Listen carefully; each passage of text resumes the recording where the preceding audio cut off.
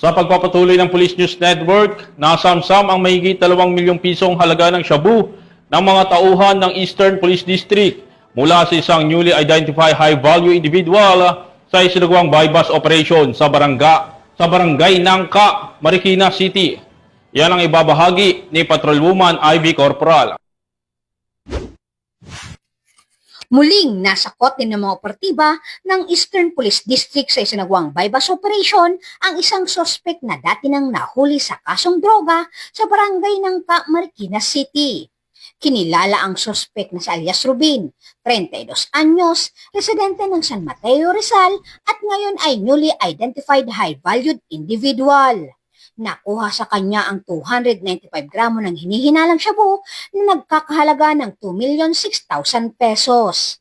Mahaharap siya sa kasong paglabag sa Section 5 at 11 ng Republic Act 9165 o mas kilala bilang Comprehensive Dangerous Drug Act of 2002.